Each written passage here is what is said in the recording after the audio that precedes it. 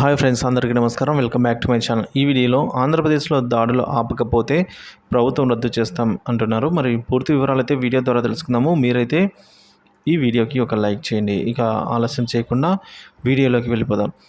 కూటమి ప్రభుత్వం ఏర్పడిన తర్వాత అధిక దాడులకు గురవుతున్న వర్గం ఏదైనా ఉందా అంటే ఉద్యోగ వర్గమే. ఎన్నికల ఫలితాలు వెలువడిన రోజు నుంచి కొన్ని రోజుల పాటు వైసీపీ నాయకులు, కార్యకర్తల ఇళ్లపై టీడీపీ శ్రేణులు పెద్ద ఎత్తున దాడులకు పాల్పడ్డాయి. ఇప్పటికీ అక్కడక్కడ వారిపై దాడులు కొనసాగుతూనే ఉన్నాయి. అయితే చంద్రబాబు సర్కార్ కొలువుదీరిన తర్వాత మానసికంగా తీవ్ర దాడులకు గురవుతున్నది మాత్రం ఉద్యోగులే.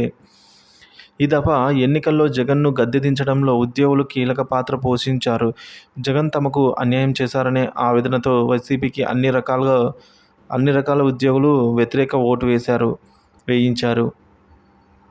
వైసీపీ ప్రభుత్వంపై వ్యతిరేకత నింపడంలో ఉద్యోగులు కీలక పాత్ర పోషించారు. జగన్ను గద్దె దించాలన్న ఉద్యోగుల కోరిక నెరవేరింది. ఒక మాటలో చెప్పాలంటే ఉద్యోగుల అహం చల్లారింది అని చెప్తున్నారు.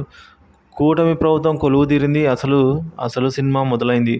ఒక మహిళా మంత్రి గారేమో మీ కింగ్ జగన్పై అభిమానం ఉంటే ఉద్యోగులకు రాజీనామా చేసి వెళ్ళిపోవాలని పదే పదే ఆదేశిస్తున్నారు. మీ రక్తం ఎరుపు బదులు పసుపు ఉంటేనే మనుగడ అని చెప్పకనే చెప్తున్నారనే అభిప్రాయం వ్యక్తమవుతోంది. మరొక మంత్రి గారేమో పసుపు బిల్ల వేసుకొని ఆఫీసుకు వస్తే కాఫీ, టీలు ఇచ్చి మర్యాదతో పాటుగా పనులు చేసి పెట్టాల్సిందే అని హుకుం జారీ చేశారు. ఒకవేళ ఎవరైనా తమ ఆదేశాలు పాటించని ఉద్యోగులుంటే ఏమవుతుందో బాగా తెలుసని హెచ్చరించారు.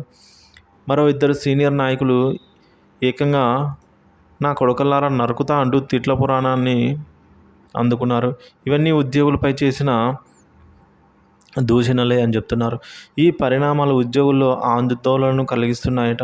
అయితే జగన్పై కోపంతో వైసీపీ గద్దెదించి కూటమి తెచ్చుకున్నందుకు తగిన శాస్త్రి జరిగిందనే కామెంట్స్ వెల్లువెత్తుతున్నాయి. ఇష్టపడి తెచ్చుకున్న పాలకులు తిట్టినా కొట్టినా తీయగా ఉంటుందని ఉద్యోగులపై సోషల్ మీడియాలో సెటైర్స్. ఇప్పుడిప్పుడే ఏర్పడిన కొత్త ప్రభుత్వం కావడంతో ఉద్యోగ సంఘాల నాయకులు నోరు మెదపడానికి భయపడుతూ ఉన్నారట.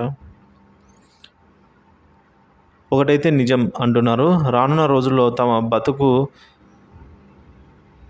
ఆశంతే అని ఉద్యోగులకు 2 వారాల కొత్త ప్రభుత్వ పాలన స్పష్టమైన సంకేతాలు ఇచ్చింది. ఇప్పుడు ఉద్యోగుల పరిస్థితి పెన్న మీద నుంచి పొయ్యిలో పడ్డట్టుగా అనే సామెతలా ఉంది అని చెప్పేసి అంటున్నారు ఫ్రెండ్స్. దీనిపై మీ అభిప్రాయాన్ని కామెంట్ చేయండి. Thank you for watching this video.